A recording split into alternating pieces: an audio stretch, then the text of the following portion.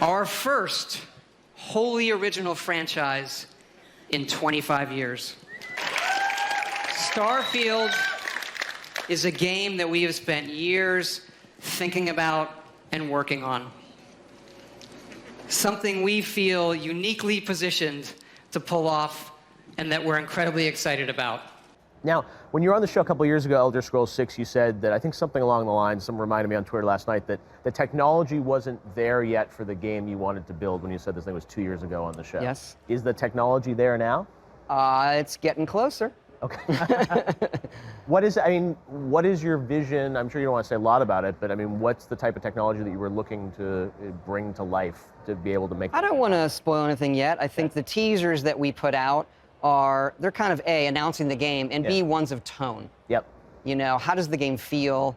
You know, hints at where it's set for both of them, both Starfield and Elder Scrolls 6. Okay, well, Starfield, we know. Space, I guess, seems like some kind of It is space, something. Yeah. You want to let people know that, hey, even though these are different than what we usually do, we are still going to do what we usually do. Right. Right? Even though Starfield is new, it's single player, it's very next gen, there's a lot of new things, but it's more what people would typically associate from us. Right.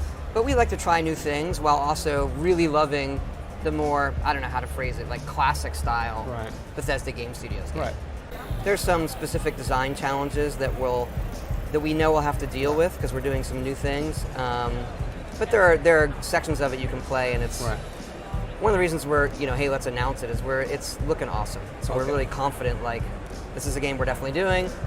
We have runway in front of us. We know what's happening. You said that Bethesda is like uniquely positioned to pull this off.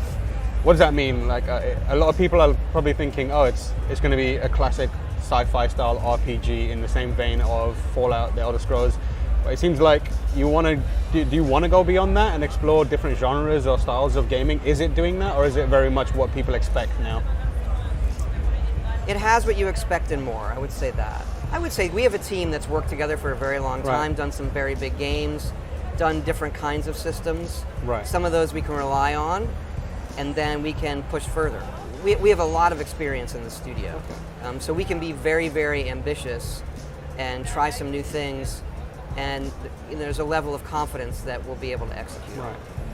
But that game is crazy. Like it's ambitious and insane and awesome in all of the best possible Bethesda Game Studios ways. From what we gathered during our time at the studio, Starfield sounds like a monumental undertaking.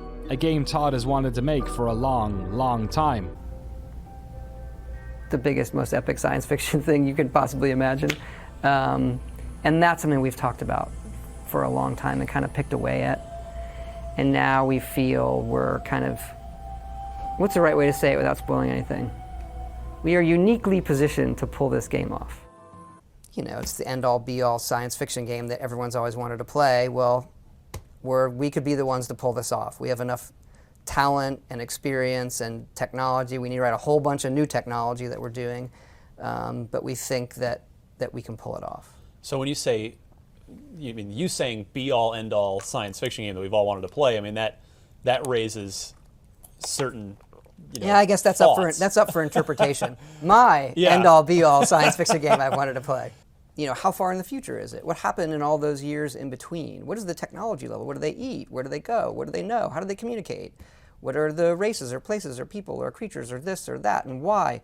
That's really what I mean. Like, okay, and have it be its own thing as opposed to that's Star Trek or that's Star Wars. Or so somebody looks at it and says, that's Starfield. Yeah, we've got no shortage of science fiction video games out there. So are you playing other sci-fi games? Are you reading sci-fi books? Sort of, how are you to get yourself in a mindset for where this is going? How are you? We look at it all, and again, that for us is having it be unique because there is so much science fiction. So I would like to dodge all these questions. Well, yeah. It's a game, but it still has an authenticity to, okay, this could happen. Yep. We talked like, what kind of fuel do the ships use? Like, we're using helium-3, which we can debate whether that's a good power source for spaceships, or how do the physics work in space and gravity and those kind of things. And that's where you get into, we have to gamify it some, so that it's not as punishing as actual space travel, but that it feels like hey, traveling in space in our game is still, let's say it's like flight in the 40, like it's dangerous. It's still dangerous to go and explore. But even though lots of people do it. Handcrafted versus procedural generation, like we've seen a lot more open worlds in recent years, like stuff arguably that kind of builds on games like Morrowind. Everything's an open world now, and there is a mix between, you've got your handcrafted worlds, things like your big Assassin's Creed, your Witchers, your Cyberpunks, those sort of things, and then you do still have these procedurally generated ones, things like No Man's Sky. Like, what are the advantages and disadvantages either way? Like, what is it that gives you a preference for a handcrafted world? I don't necessarily have a preference. So we've done a bit of both. Oblivion, then the landscape is somewhat procedural. Then we went over it with hand just to make sure things are the way we like. And so I think a mix is good. Procedural helps you, and we still do some procedural quests and storytelling in those ways, or random encounters. It keeps it fresh, where we don't know what exactly is going to happen all the time, and the players don't know what's going to happen. But there's a difference between the world itself. We want to spend our time handcrafting the things that you can tell are handcrafted, whereas nature, computers can do a good job at putting trees and rocks and making landscape around that you can massage. So we want to make sure, for the scale of our development and our team, that we're touching the things that are most important, and if we can use procedural systems to generate content that keep the game kind of everlasting, then that's what we want to lean on. And so we went away for a while, and then we've been coming back to it over time, that we like to experiment each game with somewhat procedural stuff, and then where it's not working out, we go in and touch it. And the stuff we're doing now, we're pushing procedural generation further than we have in a very, very long time with the stuff that's coming up.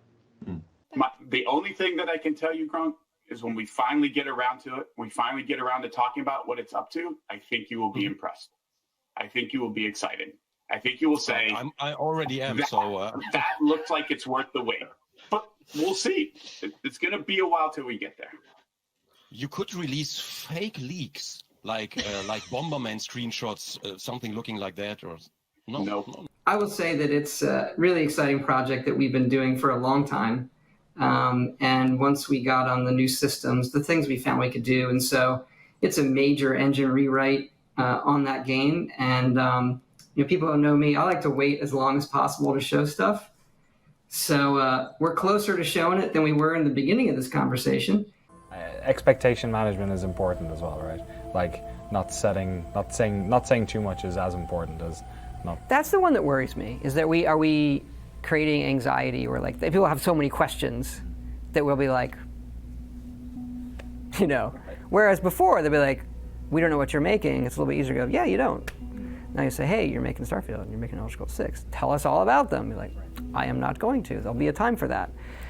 But both of those, particularly Starfield, that's another way we talk about tone, is we just want to say the name, like being able to say, this is the tone.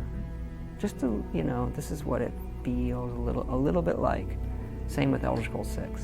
But we have a little bit of a roadmap in our head, like this is the one that, like, as a base technology that this one adds. And they don't all, the ones we're doing they're very, very different. So, Starfield is definitely a big single player game. And 76 is not. So there's different techniques. It's a very different style game there'll be a time for that, but it's not, it does a lot of things very different than we've done before as well.